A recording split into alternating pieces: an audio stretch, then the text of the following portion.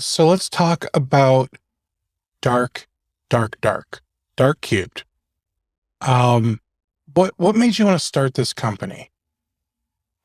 So after I left the White House, I went over to the Department of Homeland Security. At the time, it was called NPPD, NCSD. Now it's called CISA. So it's the group in DHS that does cybersecurity for protecting the federal government and protecting critical infrastructure.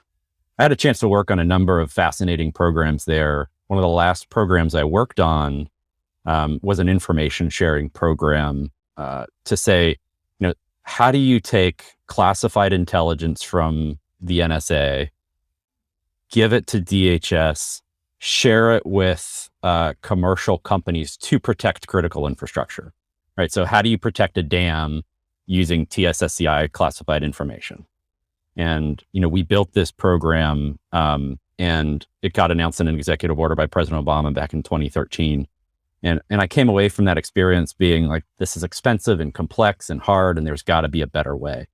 And so, building on all my previous experiences in that time at DHS, I said, what I'm really passionate about is how do you deliver kind of automated security analytics, automated protection to the mass market in a way that's affordable and easy to use.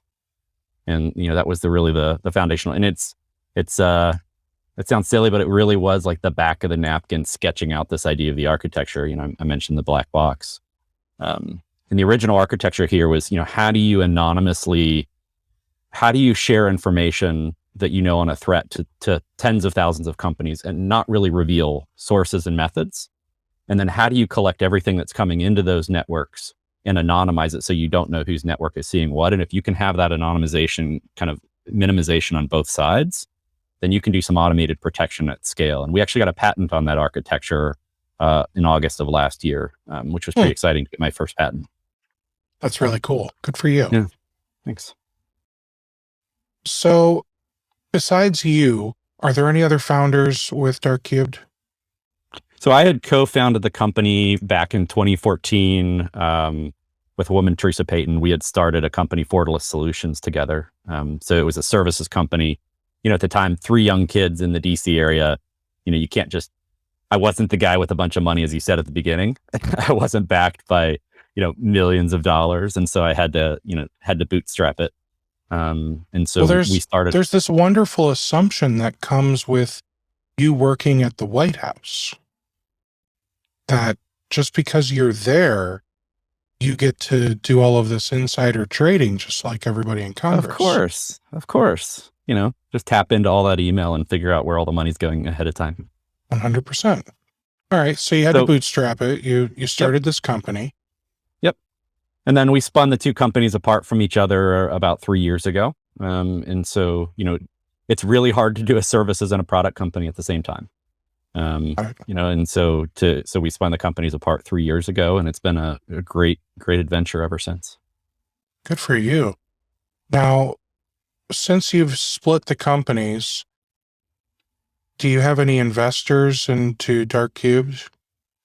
Yeah, we've raised a good amount of funds, not a lot. We've been very capital efficient. The early days we raised from family and friends. The idea was, we're going to try to raise as little as we can and kind of bootstrap this product and spin it out. And then we did a seed round and then kind of a small A round. But we haven't really had a large institutional round yet. So ConnectWise or Kaseya don't own you yet? No. Okay. No, and they're trying to snatch up everybody, aren't they? They really are. So I figure 6 months and you'll be owned by somebody. And hey, more power to you, man. For us, it's, the pure focus is mission oriented. Like none of my leadership team, I am not motivated by, can I sell this and make money and walk away? Like I'm motivated by the mission of what we're doing. Cause I don't think, regardless of what you hear in marketing, most of it's false advertising. Nobody's really passionate about this SMB broad market problem. And that is, they're not. In cybersecurity, you have a lot of geeks like me who love the really hard security problems. And so we have some really cool, sophisticated, advanced security tools that I'd argue, aren't necessarily helping at the large scale, right? We still end up with a lot of complexity and challenges in the biggest enterprises that are spending $1 billion a year. But as you go down market, like there aren't good solutions. There are a couple of point solutions that are good in terms of MDR and EDR and that sort of stuff. But if you want to build a SOC, good luck. It's not going to happen. So where are your developers located? So, a key part of our business, coming from my background at the White House and DHS, we actually work with the Department of Defense as a part of our business. So we're supporting, it's a program called DICE Cubed. DICE is the DoD cybersecurity information sharing environment. If you're a DoD contractor and you get a breach, these are the people that you have to notify that you've had a breach. And so we actually have a program with them where they are funding licenses for free to the members of the defense industrial base. So, if you're a cleared defense contractor, meaning you have a facility clearance and you're working with the DoD DICE program, you can get Dark Cubed for free. That relationship comes with requirements, of course. So, our developers are primarily W-2 employees. They're all located here. We have a small development team. We're working on a fundraising round in 2022 to build out that team. We don't have a bunch of Ukrainian and Russian developers. We don't have a bunch of Indian developers. This is about doing a product and doing it right. So all of your team that are W-2s are all US? Yep. Nobody in Israel? Nope. Okay. Just a lot of countries that people are worried about now. Look, I sometimes try to keep my tinfoil hat in the drawer, but I definitely have a tinfoil hat. I've seen a lot of things. I've done a lot of work in. Well, you should have a tinfoil hat. You're the security guy. Yep. And nation states are active in doing things, and vetting people is really hard. Now, you keep saying nation states. So when I think of, let's just say Israel, because I just brought them up, I think Israel and I think country. You think nation state? Is there a difference? When I use the term nation state in the security realm, it tends to be, well-funded groups that are doing activities in the cyber domain for national purposes, China, Russia.